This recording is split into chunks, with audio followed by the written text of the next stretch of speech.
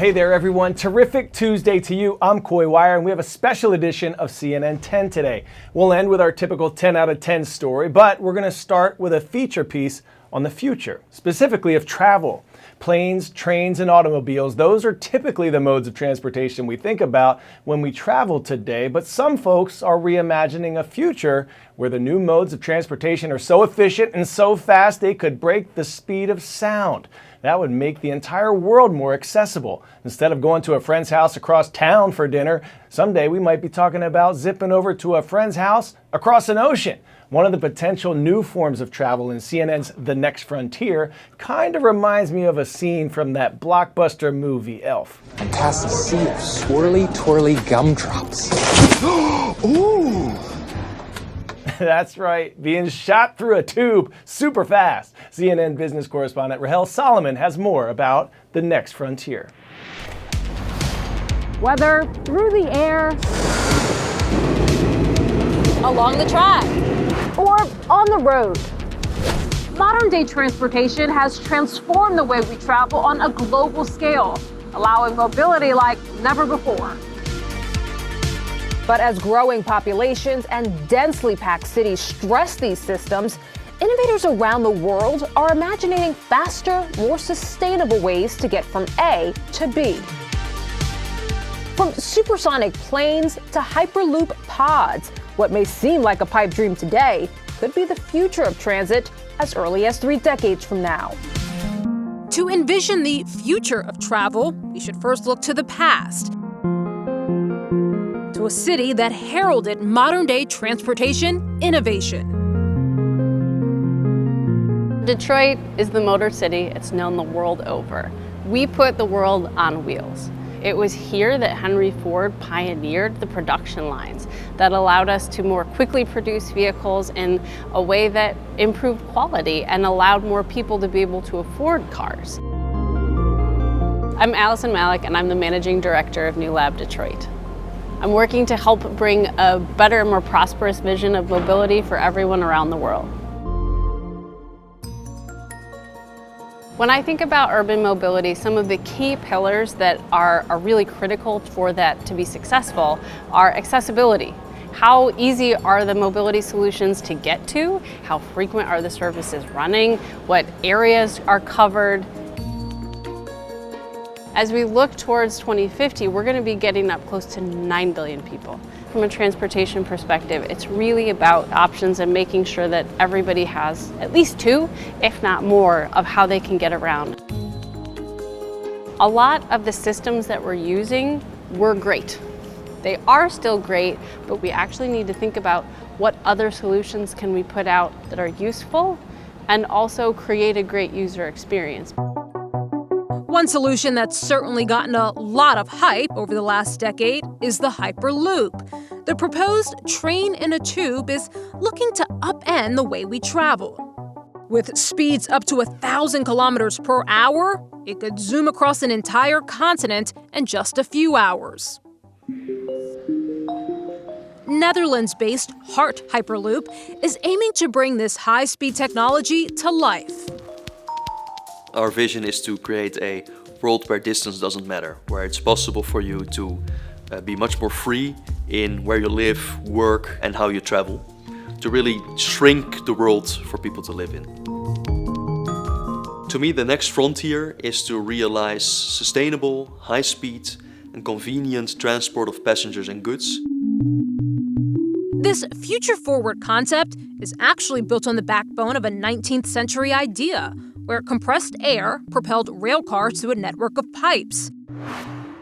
Today, Hyperloop technology is based on 2 key mechanisms: removing aerodynamic drag through vacuum-like tubes and removing friction through magnetic levitation, or maglev, which makes the pods float and move forward. Together, these systems allow Hyperloop to achieve ultra-fast speeds. Now we're in the first integrated test track that we've built. We've tested a 4,000 kilo or 8,000 pound vehicle to really show the normal loads that you would have on a tube and that you can still have your levitation system carry that weight. Hyperloop as a technology is very interesting. It does work. You're cutting down on things like drag and friction. High level, from a basic physics perspective, that's really interesting. And according to Huza, those properties of physics are what make Hyperloop better for the environment.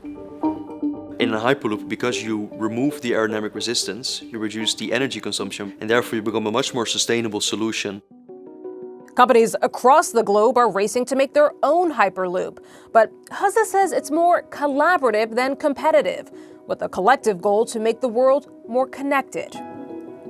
There's already a lot of work being done on setting up a regulatory framework to ensure that we finally converge to a single interoperable Hyperloop network. 7 pioneering Hyperloop companies have announced they are joining forces to launch the first global Hyperloop Association. It includes companies like Transpod, Hyperloop One, and Celeros. This newly formed pact aims to help grow this emerging transportation market, as well as work with government and regulatory agencies on policymaking. As we look to the future for Hyperloop, Malik says the technology is there. It'll come down to how it performs against current options. How does the capability of Hyperloop match up against competitive technologies? And does it have a reason to win? We're still seeing really great performance out of technologies like maglev trains, which are being used in Asia quite a bit already. I think it's realistic that in 2050 you could have a global Hyperloop network up and running. What motivates me the most is that if we can get this done, it will have a massive impact in bringing sustainability to our mobility patterns.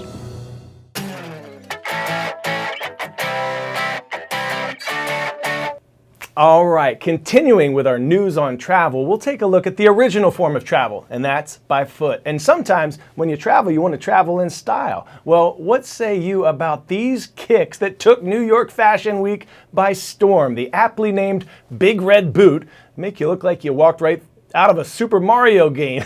Would you rock them? I don't know if I would. CNN's Jeannie Moose has more. These boots are made for flaunting. Fashion influencers are styling them. It's a goofy shoe. I give them a 10 out of 10. Even influencers of the grandpa generation. Wrestler Seth Rollins pretends stomped his opponent wearing big red boots. Ever since they went on sale for $350 and sold out in minutes, fashionistas can't shut up about the big red boots, created by the art collective Mischief. They do make you want to touch them. Yeah. YouTube sneakerhead Steve Natto found that out when he wore them to SneakerCon. And some people ask to touch the shoe. How do they feel? Well, the top part Is flexible, but the bottom part is definitely not. Steve says they're comfy. He wore them all day without pain. Their creator describes them as cartoonish. Some refer to them as Astro Boy boots. And though they're easy to put on, getting them off can get you stuck if you're not wearing your perfect size. My foot got stuck, so I had to do what I had to do, man. Now they're showing up on everyone from Puss in Big Red Boots to the character boots from Dora the Explorer to Tony Soprano paired with a bathrobe. People wanted to buy them right off Steve's feet offering. I got like 800, 900, 1,000. I think I got like 13 or 1,400. They just kind of kept going up. All right, all you beautiful people, thanks for spending part of your day with us. Today is February 28th, National Pancake Day, so happy stacking if that's your speed, and try them with peanut butter if you're feeling frisky. Shout out to Schrader Middle School today in Grand Forks, North Dakota. Go Raiders! Thanks for subscribing and commenting on our CNN 10 YouTube channel. What is within influences what happens without. So let's get our minds right today. I'm Coy Wire, and we are CNN 10.